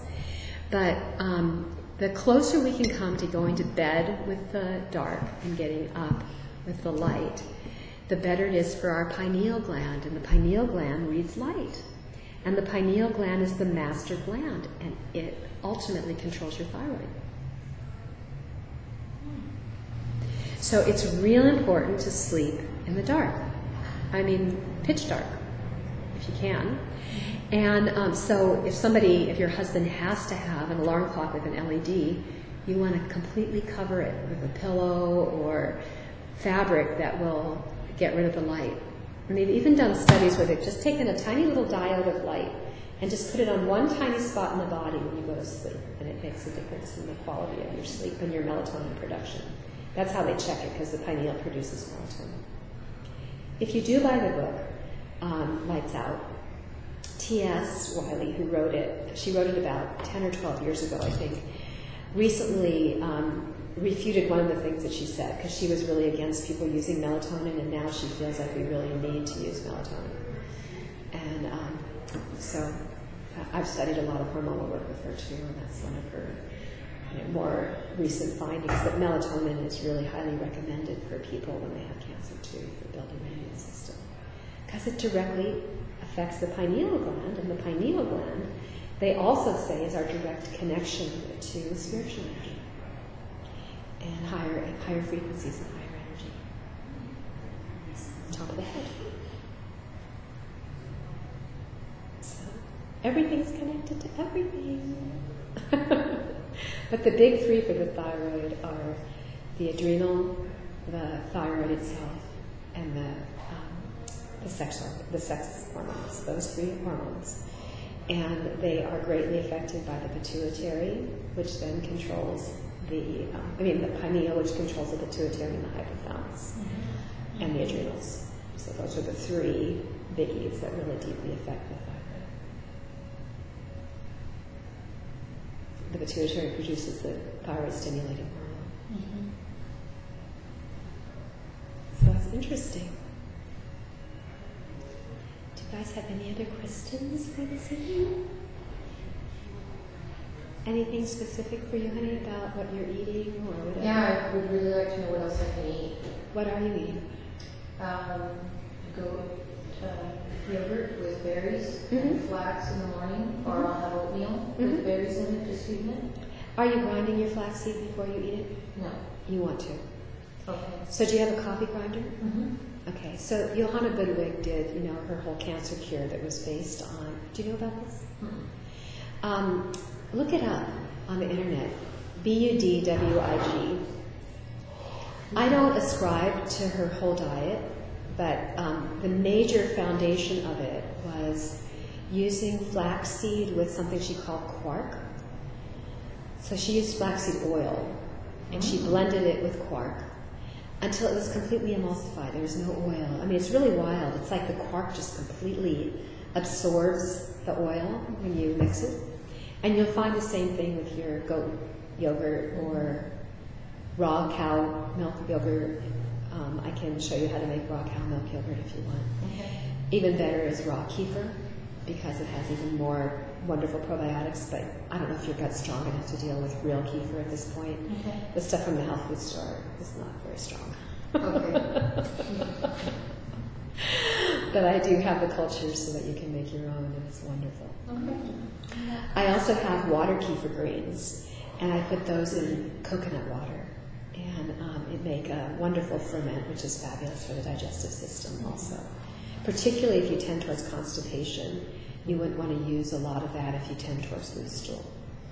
So if you're balanced, you can have, you just make sure that you don't go to the point of diarrhea with it, because it will clean you out.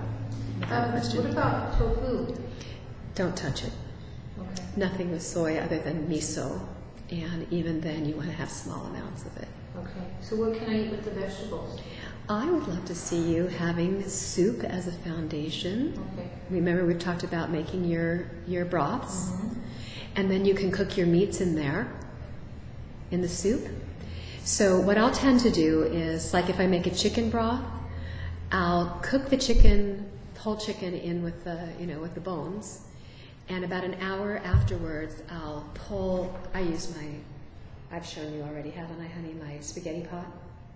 Okay, well, the next time you come over, I'll show you my spaghetti pot. I've got a chicken in it right now.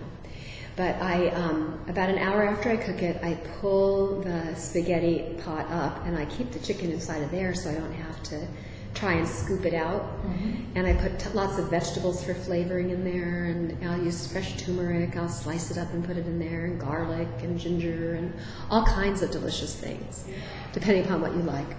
And black pepper really helps to pull the minerals out. Mm. So you pull that up and let the chicken cool enough, and I'll take the chicken meat off and put the bones and all the vegetables and everything back in. And I'll leave the chicken meat in the refrigerator so that I'm not overcooking the chicken. And then I'll use the chicken meat for all sorts of things. I'll put it back in the soup when I'm cooking the soup, so that, like if I'm going to have soup, I'll just take some of the broth and then I'll throw in some of the chicken that's not overcooked. For 3 or 4 minutes, it's warmed up, it's yummy, and I eat it. I really believe in having not only nutritious, but really delicious food. I love Thai soups and coconut milk. So I'll put in coconut milk and lime juice and galanga and lime leaf and cilantro and all these wonderful things and a hot chili or two, and oh God, they're delicious. And I'll also take my same my same chicken broth, and I'll throw in lime juice and mushrooms and onions and zucchini and avocado and homemade sour cream and melted raw milk cheese, and make a tortilla soup without the tortillas. It's delicious, So I mean, you don't have to eat It doesn't have to be fancy, but it doesn't have to be yucky either. I mean, it doesn't take a lot of time to make those sorts of things, and they're delicious. I used to start out by making the whole pot into a tortilla soup without the tortillas, and of course you don't put the cheese in until the very last minute when you pour the soup over it and the cilantro. So I had my basic soup there, and then for the last few days I'd throw in the coconut milk and all the Thai stuff. So we went for first a regular traditional chicken soup, and then we'd have Mexican soup for a few days, and the last few days we had Thai soup from the same pot of soup. Now what I do instead is I just have my broths. So I have my chicken broth, and I have my beef broth, and I have my fish broth. Do you freeze them? I do. You do? Okay. Yeah. But you can leave them in your fridge for as long as 10 to 11 days. Oh, wow. And they'll be fine. So as long as you have a cold refrigerator.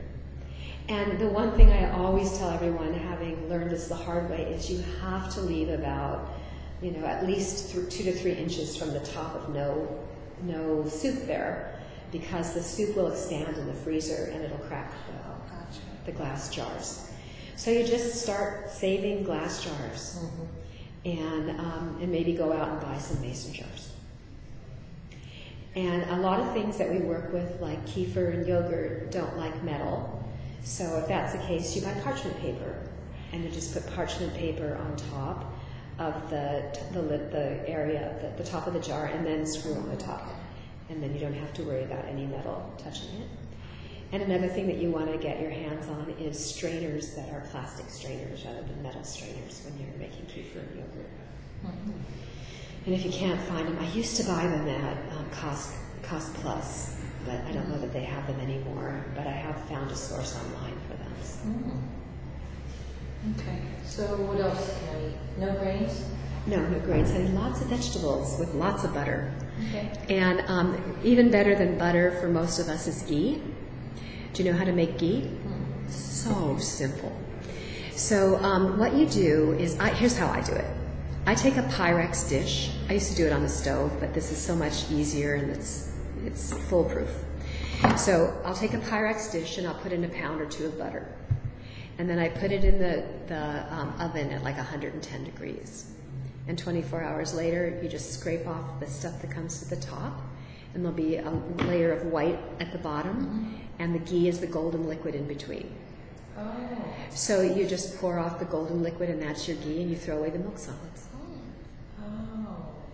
And for people that have problems with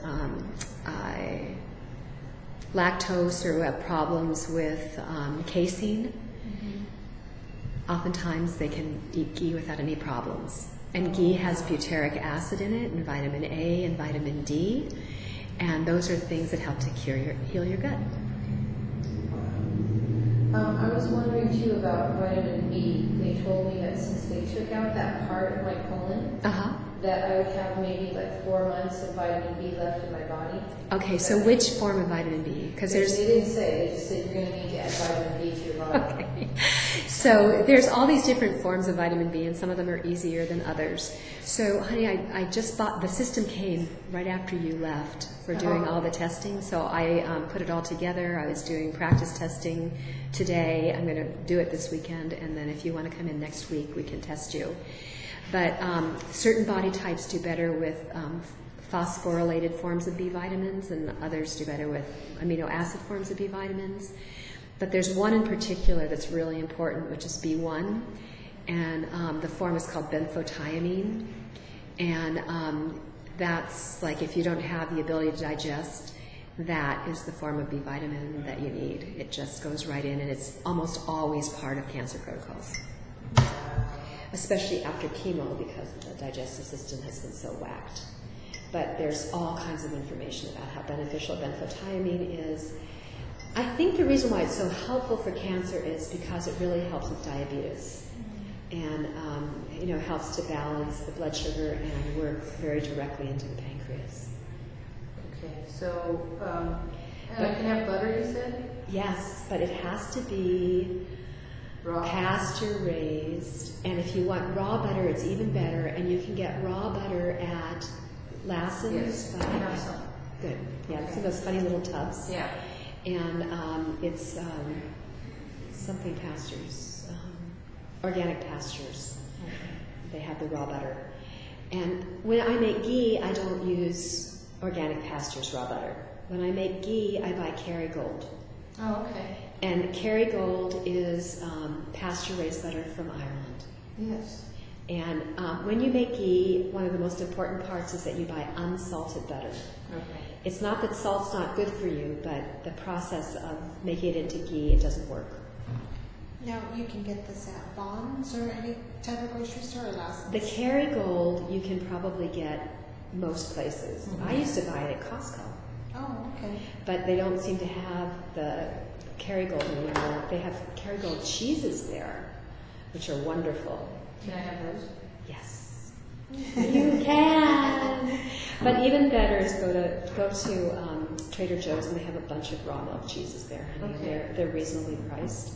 What about goat cheese? You can have goat cheese, but even better if it's raw goat cheese. Okay. Raw milk goat cheese.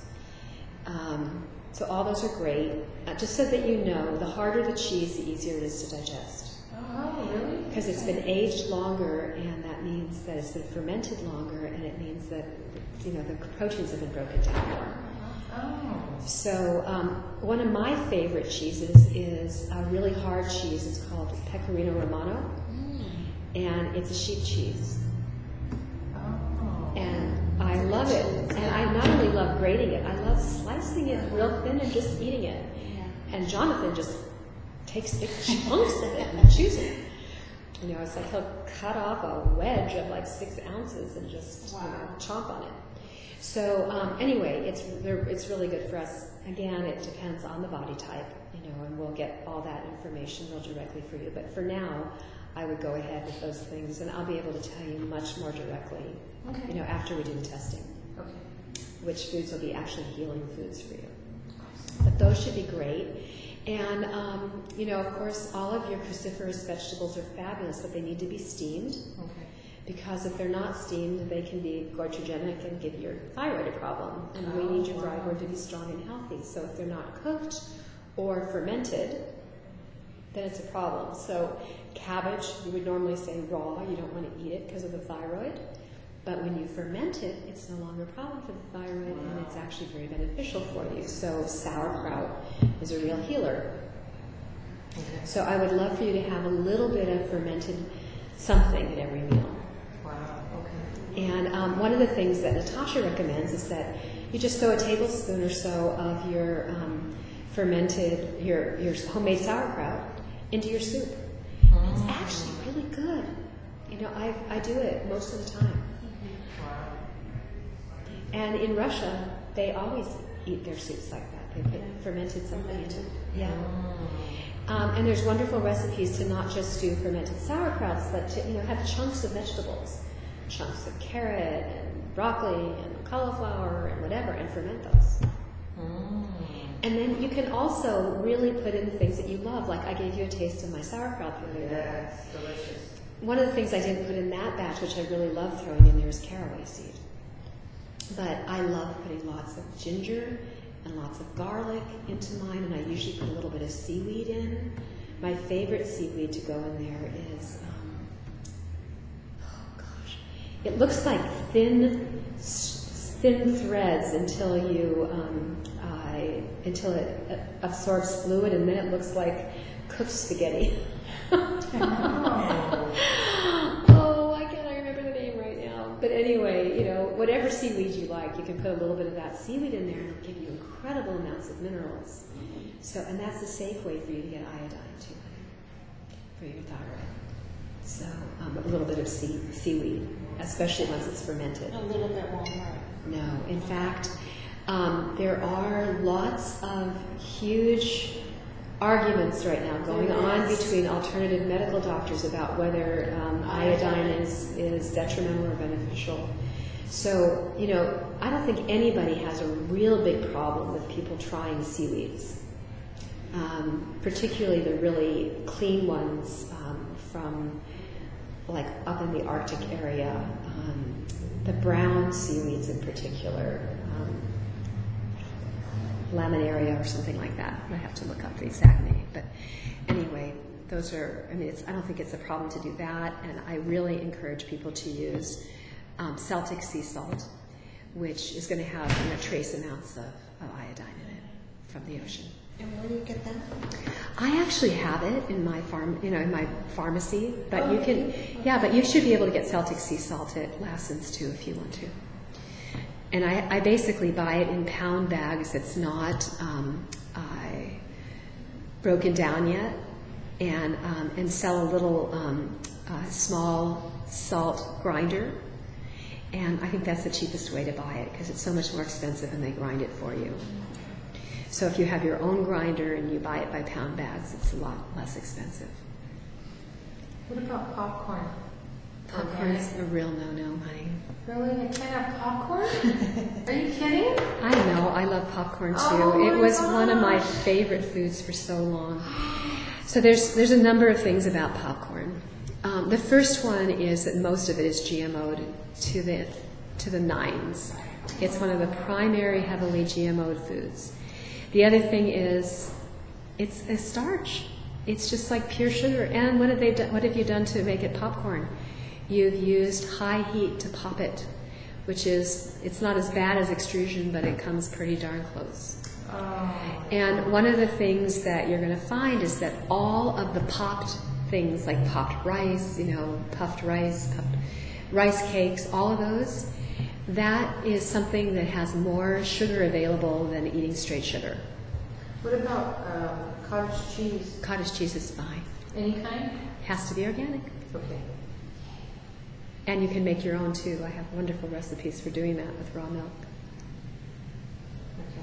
Okay? Yeah, definitely cottage cheese is fine. Okay. What else do you like that you've not let yourself have? Chocolate. Okay, so we're going to test you for it, honey, but... I hope I test good so I can have it. Okay, so here's what I do to make chocolate. Is that gluten-free? I make my own. Oh, you told me. You told me yesterday how you make it. So I buy cacao nibs, Right. and I grind them, or I buy ground cacao nibs. Okay. And I use coconut butter or coconut spread. Mine is called coconut spread. And I blend those together, and I sweeten it with lohan or xylitol, depending upon your bowels, because people who tend towards loose stool, if they eat xylitol, they'll just get unbelievable diarrhea. What is that? Xylitol is a sweetener that kills bacteria. It's used a lot by dentists. There's a lot of gums that are sweetened with xylitol because it kills the bacteria in the mouth. If you mix it with water and put it up your nose, it'll kill the bacteria that cause infection in your sinuses. And when you eat it, it kills certain forms of E. coli, which is why you get diarrhea from it. For certain people, not everybody. People who tend to be constipated do so well with xylitol. It tastes and looks like sugar. Now, Natasha's really against it, but for a small amount, for you, I don't want you eating a lot of honey. I won't eat honey. Yeah. So the xylitol would be better than honey for you because it's not sugar. Okay. And but even better than either one of those is something called lohan.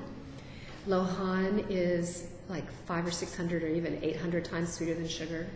It's a fruit that comes from China, and it helps to rebuild enterocytes in the body. It's been used to heal the pancreas, and it's been used in longevity types of formulas now for thousands of years from China. And it only grows in places like China. They say it all comes from China.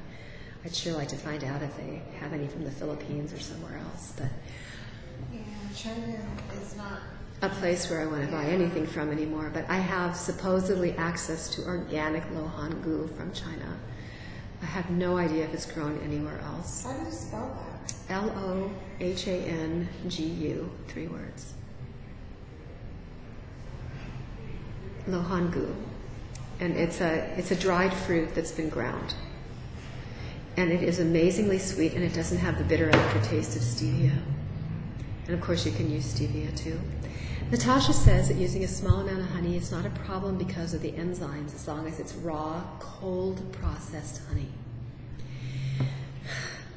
If I'm boring you with this trivia, let me know. But bees, if the temperature in the hive gets over 85 degrees, all the bees will come and start flapping their little wings to act like an air conditioner to cool down the honey. And if they can't cool down the honey enough, they abandon the honey and abandon the hive because they feel that the bees won't eat it. It's toxic honey to them.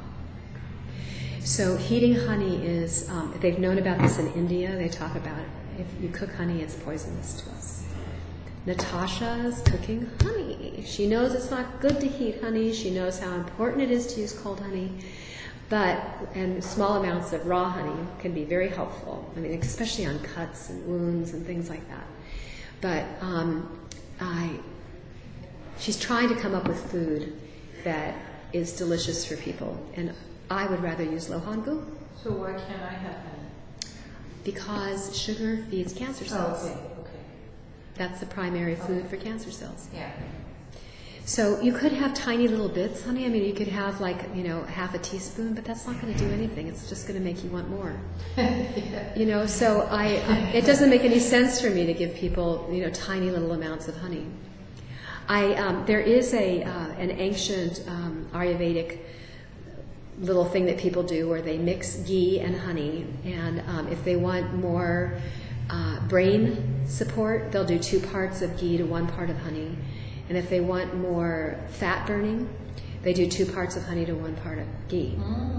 And you just mix it in your hand, and you're only using about a teaspoon altogether. So, I mean, if you wanted to do something like that, I have no problem with it. But, and you probably won't be craving more honey that way. But to actually just, put a tablespoon in your tea, because most people aren't satisfied with a teaspoon,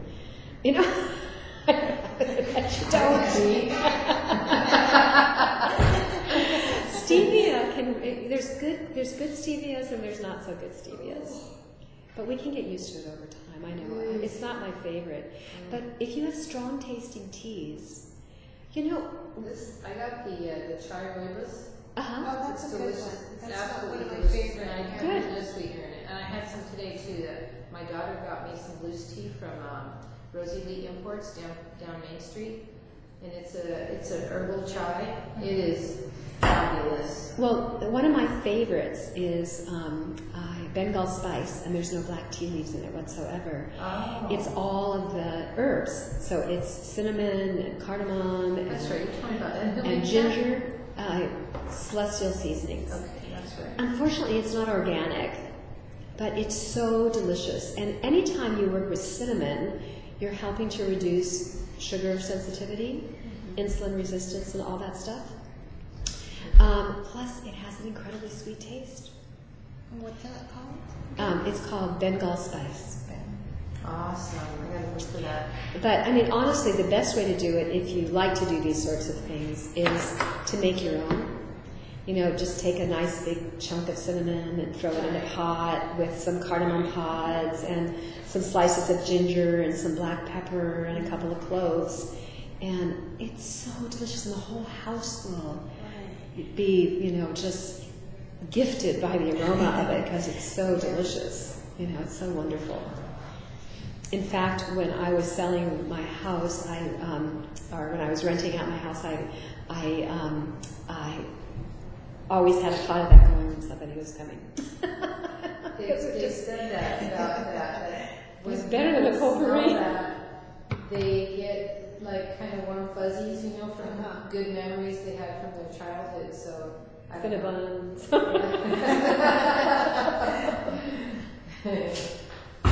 Oh my gosh, I would love to be able to eat a cinnamon roll someday.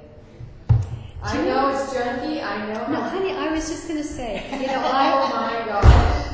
to me, I just thought Cinnabons would be like it was like my little splurge that I would do every once in a while, usually in secret when I was in an airport. When nobody I knew would be around. And I would go buy a Cinnabon. And honestly, the last time I did that was about 1.5 years ago, I think. It tasted so disgusting to me. I couldn't believe it. Well, I can't even have one. Right. Well, you don't want to. Yeah, I can't even have one if I. No, you can't. Even if I could have one, Right. I can't have one. Right. I mean, you could. Yeah, it's gluten. It's gluten. Yeah, it's got gluten. And I don't think there's any way to make a light, fluffy kind of a pastry without wheat. Yeah. Yeah. I mean, you can kind of with potato flour and tapioca flour, and coconut flour, but and rice flour, but it really, if you look at the cross reactivities from the Cyrex, if you did that test, you would probably find that you cross react to most of those things. So, I mean, it is possible to make something light and fluffy with those kind of things. Potato flour and tapioca flour will oftentimes really make a light, fluffy kind of thing. But I don't have celiac disease. Or maybe I do. My sister does, so it's very likely that I do. But I didn't get sick from it. I just was disgusted with how incredibly sweet it was and how gummy it was in my mouth. You know, you just start to when you change your taste buds. You know, when you start eating real food, your body recognizes things that we thought were such a treat. I mean, I know when I was a little kid, I used to love Twinkies. I put a Twinkie in my mouth about 10 years ago and spit it out. Oh, I have a ding-dong or a Twinkie. I would never eat a Twinkie because they never go bad. They're a non-food. Right. They're totally a non-food. But I mean, just one bite of it, I went, what on earth did I ever see these things? Well, I think when we were growing up, they made them different. I don't think they make them the same way they do. Maybe I not. believe Yeah. that too. Yeah. They were so awful. I couldn't believe it. Yeah, I'd rather have a ding-dong. When I found out I had celiac and I was going to have to change my diet, I had a ding-dong. I had my last ding-dong. Because when I was pregnant with one of the kids, I craved those. So I mean, I didn't like eat them, but I would have a ding-dong. Sorry for interrupting, guys, but we're going to be closing in about 5 minutes. Okay, thanks for telling us.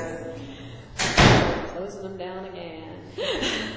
Just real quick, I know she makes homemade, uses stuff with cultures. Yes. So can I get that from you? Yeah, I have all the cultures I have. Okay. Yeah, I should say all of them because there's probably 20 different cultures for yogurt, but I bought the ones that are for raw milk. Okay. And you can use them for either. And I talked a lot with the women from the company that makes them and, you know, about the different qualities of the different ones. And I picked the ones that everybody likes the most and are the easiest to work with and all that. Okay, great. Yeah, and there is a little trick when you're doing raw milk yogurts, and that is that you need to make a batch where you actually cook the milk and leave that in the refrigerator. And every time you make your raw milk yogurt, use the batch that you've made where you've heated the milk, like 2 tablespoons of that, and put it in your new one. But I mean, really, yogurt will last in the refrigerator for months. So, you know, once every few months you need to do a warmed batch where you bring the temperature to 100. Okay. But that's all. And then you can make raw milk yogurt. It's very, very cool. Well, I will read it, and if I have any questions, I'll... Sure. Yeah, I really, really wish that Natasha would come out with her next book, because this is the gut and psychology syndrome, and the next one's going to be the gut and physiology syndrome, where she talks about autoimmune disease. And in our class, you know, we went into great depth about it. But the bottom line is it's the exact same diet. Okay. There's just little differences in the supplementation. So. Now, do you have the supplements too? I have everything you need, honey. Yeah. Okay, the probiotics and the... Yeah. What else did she? She recommends hydrochloric acid, and she recommends enzymes. And she recommends cod liver oil, particularly fermented cod liver oil, and I have that. And I also have the butter oil, all the Weston Price things. So, you know, I have them. And I have the fermented cod liver oil I bought is a cinnamon tingle. So it has a cinnamon flavor to it, which makes it a lot easier. But the fermented cod liver oils do have a little bit of a burn to them, and they're exceedingly expensive.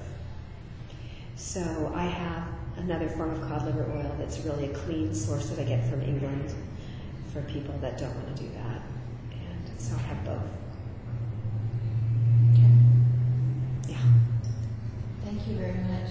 You are so welcome. Yeah. Thank you. So you gave